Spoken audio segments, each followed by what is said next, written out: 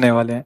महाराज जी, आपके कुछ आशीर्वचन वचन कि आज क्या सावधानियां रखें, क्या करें क्या ना करें महाराज जी। असली बात क्या है कि हम जैसे सत्संग में बोले थे आज कि जितने भी हमारे त्योहार होते हैं वो भागवतिक होते हैं।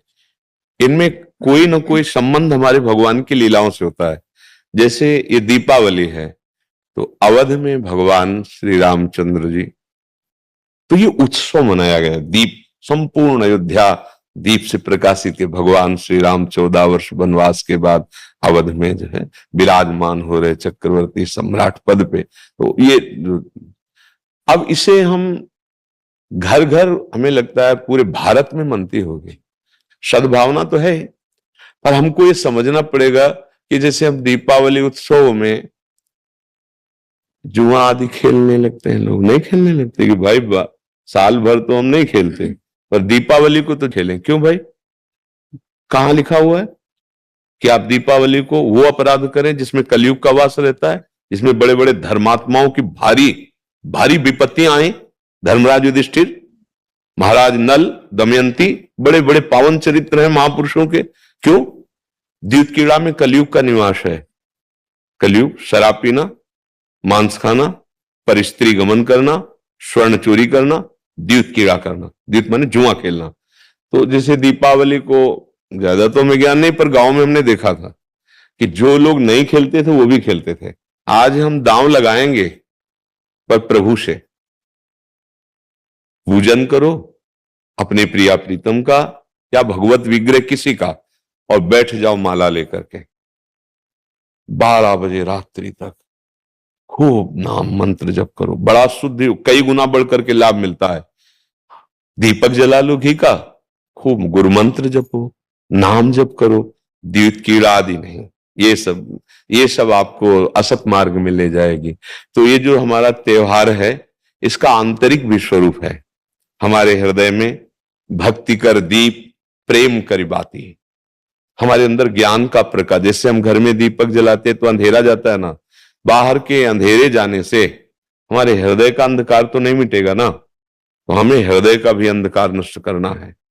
जब बाहर की दीपावली इतनी खुशी दे सकती है तो अगर अंदर की दीपावली हो जाए तो कितना आनंद आ जाएगा। फिर तो हम आनंद सिंधु में डूब जाएंगे। कौन सा दीप अंदर जलाया जाता है? भक्ति का दीपक और प्रेम की बाती। अगर भक्ति का दीपक प्रेम की बाती हो जाए तो उस प्रकाश जो प्रकट होता है उसे ज्ञान कहते हैं। उस ज्ञान से ये जितनी भी चिंता, शोक, दुख, मृत्यु आदि का भय है, ये सब नष्ट हो जाएगा। आप शरीर नहीं है, आपका स्वरूप सच्चिदानंद है। किसी भी शस्त्र अस्त्र की ताकत नहीं कि आपको मार सके, और ये शरीर बच नहीं सकता क्योंकि ये प्रकृति का है और ये मरेगा। जैसे ये बच्चा से कब जवान हुआ, कब बूढ़ा हुआ आपको पता नहीं चला, ऐसे ही कब मृत्यु आ जाएगी आपको पता नहीं चलेगा और शरीर छिन जाएगा। ये प्रकाश होता है अंदर। और जब ये बात पता चल जाती कि मैं कौन हूं तो नाच पड़ता है आत्मानंद। यज ज्ञात्वा स्तब्धो भवति, मत्तो भवति, आत्मा रामो भवति। जिसको जान लेने पर वो शांत हो जाता है, वो मस्त हो जाता है, वो आत्मा राम हो जाता है। ये आई दिवाली अंदर की। तो ये भक्ति कर दीप और प्रेम कर बाती किसी बाजार में नहीं मिलती है। ये बाहरी दीपक और बाती तो बाजार में मिल जाती है, लेकिन ये भक्ति कर दीप प्रेम कर बाती कहां मिलेगी? बोले साधु संगति करी अनुदिन राती।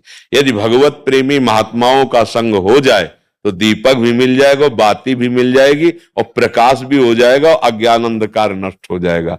हमें लगता है खूब बढ़िया दीपक जलाए और मंजीरा उठावे, भगवान नाम कीर्तन करे 10, 20, 50 लोग मिलके, फिर एकांत में नाम जप करे, ठाकुर जी को भोग लगाए, आरती करे। तो ये सात्विक, भगवान आए तो सब उत्सव मनाए, आनंद मनाए, आसुरी प्रवृत्ति वाला कोई भी कार्य ना हो। और अंदर भी जब हम नाम जप करेंगे, भक्ति करेंगे तो अंदर प्रकाश बहुत जरूरी है। आज हमारे बाहर तो प्रकाश की बहुत बढ़िया व्यवस्थाएं हैं, हाइलोजन बिजली सब चल रही। जब बिजली नहीं तो जनरेटर से चल जाएगा। अंदर अंधकार छाया हुआ है, नहीं छाया हुआ। इस अंधकार में जब तक दीपावली नहीं होगी तब तक वास्तविक आनंद का अनुभव नहीं होगा। और यहां आनंद, जैसे हम देखो अंधकार में क्या, रस्सी को सांप समझ रहे हैं, भयभीत हो रहे हैं। शरीर में इतनी आसक्ति, मैंने मान लिया मैं स्त्री हूं, मैं मान लिया मैंने पुरुष हूं, नहीं है तू। ये तेरी पोशाक है। और जितने भी दुख है सब इसी में आते हैं। तू काहे को इसको पकड़े हुए है? तू अपने स्वरूप को देख, तू अलग है। अब ये बात समझने के लिए साधन चाहिए। अब तुम गंदे आचरण करते हो, गंदा चिंतन करते हो, कैसे तुम अपने स्वरूप को जानोगे? तो यही ज्ञान प्रकाश, यही ज्ञान हो जाए कि मैं भगवान का अंश हूं, जैसे भगवान कहते हैं ममैवांशो, और भगवत प्राप्ति करना मेरा परम धर्म है। और आनंदमय गृहस्थी में महात्मा हो जाओगे। इतना आनंद रहता है उसको जो भगवत प्राप्त है, जो भगवान के चिंतन में। भारी से भारी दुख उसे कहीं भी विचलित नहीं कर सकता। आएगा दुख, बचो। दुख आने के पहले जहां दुख का प्रहार होना है उससे अलग हो जाओ।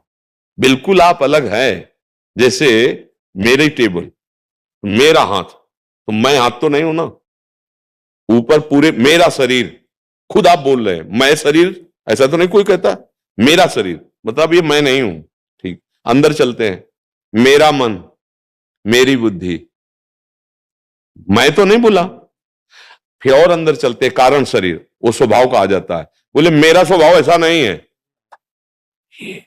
आप इस अलग को अपने में धर लिए, अब दुर्गति हो रही। मैं धनी, मैं निर्धन, ये प्रपंच छा गया। बस इसी दीपावली में ये देख लो प्रकाश में कि तुम ये नहीं हो जो तुम दुख पा रहे हो। तुम दुख, कोई भी दुख तुम्हें छू नहीं सकता।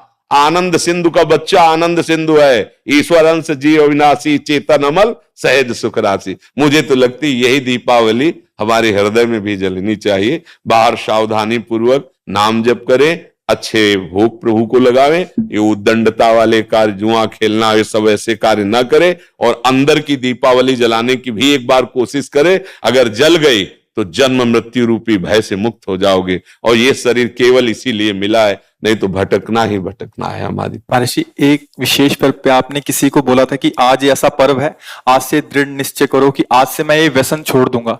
तो महर्षि आज बहुत सारे नए युवक भी आपसे जुड़े हैं महर्षि। तो महर्षि आपकी तरफ से उनके लिए, क्योंकि उनको एक दृढ़ता चाहिए कि कोई तो एक बोले हमें कि आज से व्यसन नहीं करूंगा। हाँ, हम तो प्राय हर एकांतिक के समापन में सबसे कहते हैं, ए भैया तुम आए हो, आज से तुम गलत आचरण न करो, शराब न पियो, माताओं बहनों की तरफ पाप दृष्टि से मत देखो। माता पिता को भगवत भाव से देखने के लिए बुद्धि शुद्ध चाहिए। जगत में अगर उन्नति प्राप्त करना है तो बुद्धि शुद्ध चाहिए। शराब पीना, मांस खाना, व्यभिचार करना, जुआ खेलना, चोरी, हिंसा, बड़े बड़े गंदे आचरण होते जा रहे हैं नई समाज के। और वो मोटरसाइकिल से बगल से निकले, कोई बहन मोबाइल से बात कर रही, ऐसा झटका कि नाक के बल गिर गए, मुंह के बल गिर गए। कितने का मोबाइल? जंजीर सोने की चैन कितने को की? 40,000, 50,000। पकड़ा, राक्षसी बुद्धि से खींचा, और वो तो मोटरसाइकिल में बैठा, ऐसा खींचा वो कई तरह गिरती। ये क्या हो गया? बुद्धि भ्रष्ट हो गई। हमें लगता है कि अगर हमारी बात आपके कान तक पहुंचे, जो तुम्हारी दुर्गति कराने वाली बात है, अगर इसको छोड़ दो तो हमें सुख मिलेगा कि हमारा भारत देश का समाज एक धार्मिक समाज, एक शांति प्रिय समाज और स्वयं परमानंद में डूबने वाला बन जाए। ये तुम्हें नशेबाजी, गंदे आचरण, बड़ा देखो ना क्या परिणाम होता है। मान लो 2-4 बार नहीं पकड़े गए आप, लेकिन जब पकड़े जाओगे तब ऐसी पिटाई होगी यहां, और आजीवन का। अगर छूट भी गए तो यहां से तुम भले छूट जाओ किसी प्रमाण देकर, लेकिन एक और न्यायालय है जहां राय पाई की चूक नहीं होती, कोई घूस नहीं चलती, वहां के न्यायालय से डरो पक्का। यहां तो मान लो आप इधर उधर करके प्रमाण दे के बच सकते हो या कुछ ले दे के, लेकिन एक न्यायालय जहां कुछ लेना देना नहीं, किसी गवाही की जरूरत नहीं, वो स्वयं सर्व साक्षी हो। तो पाप कर्म का त्याग, गंदे व्यसन, गंदे आहार का त्याग, यही भारी उत्सव हो जाएगा। यही हम भेंट मांगते हैं। जब कोई एकांतिक में कभी भाव आता है तो ये कहते हैं आप सब ये गंदे आचरण यहां छोड़ जाओ, धाम है भगवान का। और जो मान लो ठीक कहा कि दिवाली का पर्व है तो कुछ न कुछ लेन देन भेंट होती है ना, भाई कोई परिजन आए, उनके खवाया पियाया कुछ, तो हमारी प्रियता यही है कि तुम सुखी रहो, तुम स्वस्थ रहो, तुम मुस्कुराओ, तुम आनंदित हो। कैसे? अच्छे आचरणों से, भगवान नाम जप से। अगर बुरे आचरण करोगे तो भाई तुम्हें रुपया शांति नहीं दे सकता। देखो, कोई वो चूक ना कर देना जो घर में, गांव में और समाज में आप ऐसे उठा के ना देख पावे। मात्र कुछ चंद रुपए के कारण जब हमारी बात बिगड़ जाती है तो हमारी पदवी, और समाज की प्रियता सब नष्ट हो। एक गलती ने पूरा मिटिया मेट कर दिया। कोई अधिकारी जी थे तो उन्होंने मात्र 10,000 रुपए की वो प्रियता में उनको, उन्हीं के अधिकारी जन जो क्राइम विभाग कहते हैं, वो उनको ऐसे बुरी तरह पकड़ के ले जा रहे थे। तब मुझे किसी के दबाव और प्रलोभन में आकर कभी वो मत करना कि एक न्याय और विभाग है वहां तुम्हें कटघरे में खड़ा किया जाए, क्योंकि सबका न्यायाधीश श्री कृष्ण है। वो जब न्याय करता है तो वहां किसी गवाही की जरूरत नहीं रहती। आपका पद, आपकी जो योग्यता, वो हमारे समाज के मंगल के लिए, आप नमक रोटी खाओ, भले आप कष्ट से जियो, लेकिन आप आंख झुकाने वाले नहीं बनो।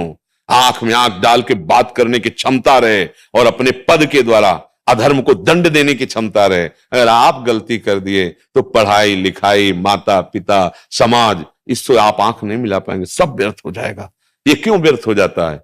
जब हमें ये बात समझ में आती कि धन में सुख है, बुद्धि भ्रष्ट हो गई, पतित हो गई बुद्धि। नहीं, धन में सुख नहीं, धर्म में सुख है। आप देखो ना, बहुत आप अधर्म पूर्वक धन ले तो आप देखो आपका परिवार बिखर जाएगा, अशांति पैदा हो जाएगी। ऐसी संतानें पैदा होंगी जो आपको हर समय देखकर जलाती रहेंगी। पक्का विश्वास मानना, अधर्म के धन से कभी सुख शांति नहीं मिलती। और ये अधर्म तभी होता है जब हमारी बुद्धि खराब हो, और बुद्धि खराब तभी होती है जब ये 6 बातें होती।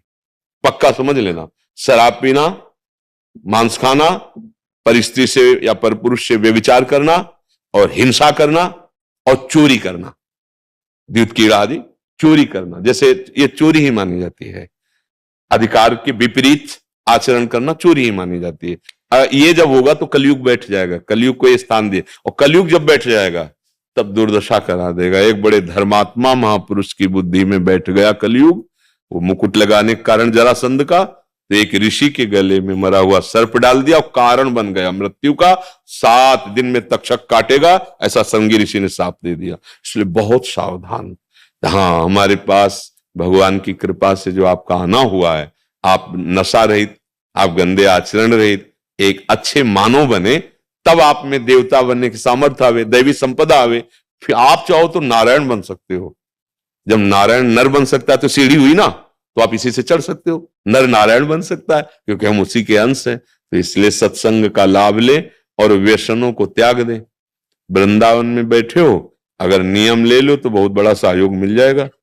भाई कोई कसम खवाई जाती तो मंदिर में नहीं चका जाता, चलो मंदिर में। तो एक मंदिर क्या, यहाँ तो धाम है 84 कोस ब्रज, यहाँ नियम ले लो, शराब नहीं पिएंगे, मांस नहीं खाएंगे, पराई माता बहन को गंदी दृष्टि से नहीं देखेंगे, चोरी नहीं करेंगे, जुआ नहीं खेलेंगे, हिंसा नहीं करेंगे। ले लो अंदर से। जो नहीं करते हो तो धन्यवाद के पात्र, जो करते हो तो बताने की जरूरत नहीं। नियम ले लो, मंगल हो जाएगा। जो यूट्यूब से सुन रहे हैं, सोशल मीडिया से सुन रहे हैं, वो कैसे लें? हाँ, जब हम बोल रहे हैं तो वचन कान में गया और वो साक्षी मान ले, वो हमारे वचन को साक्षी मान ले, संत वेश को साक्षी मान ले, और उनको पावर न मिले तो बताना। जो दवाइयों से तुम नशा नहीं छोड़ सकते, बात मान लेना, वो पावर आपको अपने आप पहुंच जाएगा। जैसे पिछले में कोई बोला था कि हम अपने परिवार के मांस मछली ये सब छोड़ दिया खाना। हाँ जी, पिछले बैच में बोला था। हाँ, क्या हम कभी मिले हैं? ना कभी देखा है। हुआ क्या, उसने बात मान ली ना, साक्षी मान ली, तो ये शब्द ऐसे नहीं निकल रहे हैं। ये मनोरंजन नहीं है, आप सच्ची बात समझना।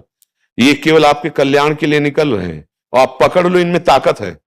जैसे आपसे कह दे कि आज से शराब ना पीना, आप नियम ले लें, तो आपकी जो दिक्कत होगी छोड़ने की, वो आपको पावर मिल जाएगा। क्योंकि भगवान छुड़वाना चाहते हैं ना तो सामर्थ्य भी देते हैं। ये केवल ढांचा भर है, काम उन्हीं का हो रहा है, वो ही कर रहे हैं। अगर वो ना करे तो इस ढांचे में बोलने की सामर्थ्य नहीं, आप सच्ची समझ लेना। ये दिमाग जो काम कर रहा है हमारा नहीं कर रहा है, शरीर का। हाँ, ये श्री कृष्ण का कर रहा है, ध्यान रखा। ये तो वो तो अपार सामर्थ्यशाली है।